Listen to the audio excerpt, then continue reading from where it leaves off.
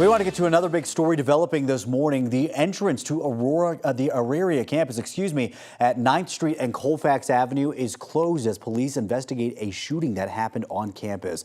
This is a live look at that area right now from our Manny Sotelo. It happened around 1:15 this morning when campus police approached someone who they say assaulted the officers after trespassing into a vehicle.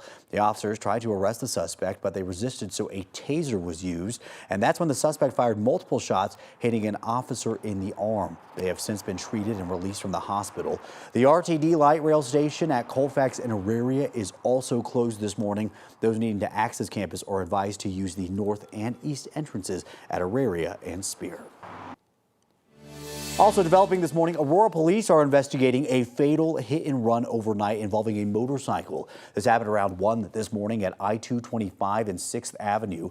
It's unclear how many people were involved in this crash, but we are working to gather more information. And of course, we'll update you once we learn more right here on 9 News. Right now, officials are looking into a crash that closed northbound I-25 at Colorado for several hours. We know at least 4 vehicles were involved in the crash.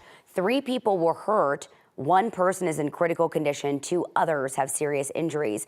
Right now, we're still working to gather more information on what happened. And once we learn that, we will update you on air and online.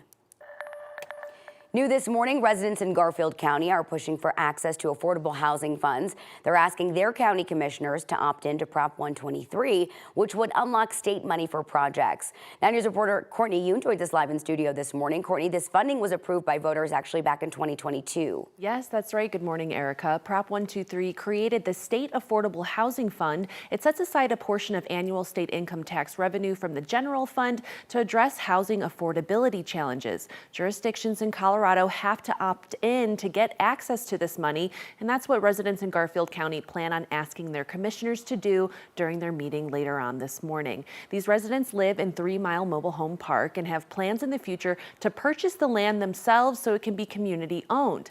Before they can do that, they have to fix some critical infrastructure problems. The only bridge and access into the park needs repairs. Residents believe funding from Prop 123 would help them out, and the deadline to apply is November 1st.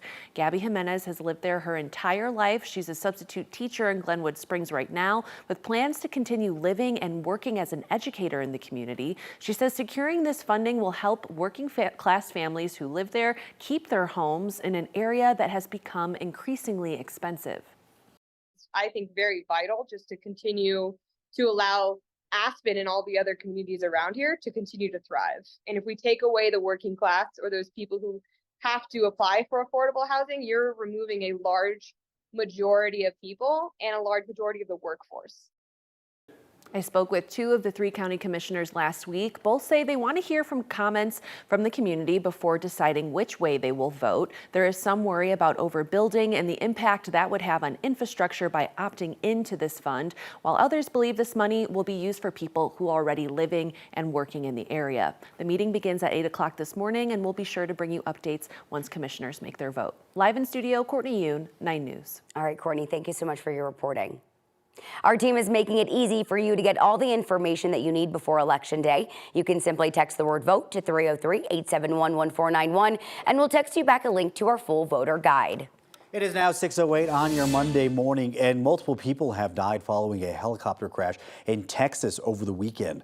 Authorities say the helicopter crashed into a radio tower near downtown Houston last night.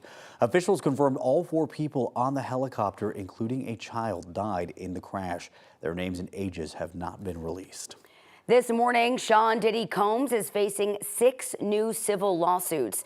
They're from 3 women and 3 men, and they were filed in New York today. The suits allege rape, sexual assault, sexual harassment, and more at Combs's parties. In one claim, other celebrities are accused of participating as well. All but one of the plaintiffs says that Combs drugged them. The U.S. is investigating a recent leak of highly classified documents. They contain what appears to be U.S. intelligence on Israeli plans to strike Iran, and a source familiar with them says that they are authentic. It's unclear how they ended up on Telegram and began circulating publicly online Friday. The FBI has been tasked with finding out how the documents ended up online alongside the Pentagon and intelligence agencies. Well, it's certainly a busy weather morning across Colorado with a lot of snow for us above 8,000 feet in the higher elevations. But a closer look in, if you're joining me, in fact, let's go back to this here for a quick second. There it is. There's that storm that we're seeing right near downtown Aurora and kind of the southeast side of town. This would be right near Buckley Space Force Base, down towards the Southlands Mall. That's where we're seeing some of that lightning right now. If you're in central Denver out by the airport, you can probably see that lightning right now, but this is mainly impacting the southeast side of Aurora, kind of central Aurora on south and east. I'll keep you posted with the very latest on this and a full look at that forecast in a couple minutes.